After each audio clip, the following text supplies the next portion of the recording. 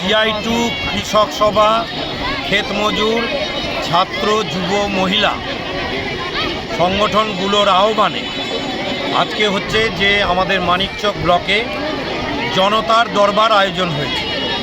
ইতিমধ্যে সাধারণ মানুষ দুয়ারে সরকারে ফর্ম ফিল আপ করে ক্লান্ত। বহু মানুষের লক্ষ্মী ভাণ্ডার হচ্ছে না, বহু মানুষের বিধবা ভাতা হচ্ছে না, বার্ধক্য ভাতা হচ্ছে না। এই আবাস যোজনায় যে নামের তালিকা যোগ্য অযোগ্য করা হয়েছে, তাতে বহু গরিব মানুষকে অযোগ্য তালিকায় আছে। আবার যাদেরকে যোগ্য দেখানো হয়েছে দেখে মনে হচ্ছে যে দোতলা বাড়ি, তিনতলা বাড়ি, সরকারি কর্মচারী বাড়িতে বসে নাম লিখে দিয়েছে।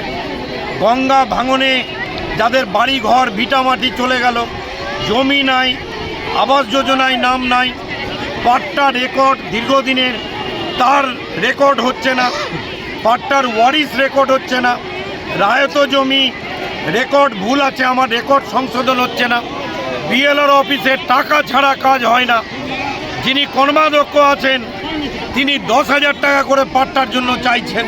কি হচ্ছে এগুলো? আজকে বিডিও অফিসের সামনে আমাদের জনতার দরবার চলছে এই দাবিগুলো নিয়ে। বর্গার পাট্টা রেকর্ড হচ্ছে না, বিড়ি শ্রমিকের 202 টাকা মজুরি হয়েছে, 24 টাকা মজুরি বেড়েছে, পতাকা বিড়ি ছাড়া কেউ দিচ্ছে না। ফলে এই সব দাবি নিয়ে আমরা বিডিও অফিস এবং বিএলআর অফিসে যাব। আমরা এখান থেকে মিছিল করে যাব। বিডিও যদি ফর্ম জমা নেয় তাহলে আমরা ওখানেই জমা করব।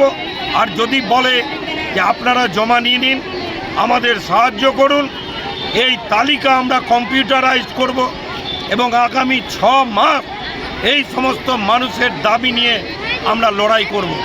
1 ইঞ্চিও ছাড়া হবে না। লাল ঝান্ডার নেতৃত্বে, শ্বেত পতাকার নেতৃত্বে এই লড়াই মানিকচকের বুকে শুরু হচ্ছে। আগামী জানুয়ারি মাসে ভূতনিতে পদযাত্রা হবে। আজকে তৃণমূল ষড়যন্ত্র করছে। আজকেই যখন আমরা জনতার দরবার আয়োজন করেছি, কেউ হচ্ছে মুরগির বাচ্চা বিলি করছে, কেউ শিল্প সম্মেলন করছে। মানুষকে, গরিব মানুষদের ভাতা, গরিব মানুষদের বাড়ি আজকে দিতে পারছে না। আর অথচ মুখ্যমন্ত্রী দাবি করছেন উনি নাকি সব করে ফেলেছেন। তাহলে এত হাজার হাজার মানুষ এখানে কিসের জন্য এসেছে? একমাত্র দাবি যে তাদের ঘর, পাট্টা রেকর্ড, বিড়ি শ্রমিকের মজুরি, বঞ্চিত মানুষ, গরিব মানুষের লড়াই। লাল ঝান্ডা সবসময় পাশে থেকেছে।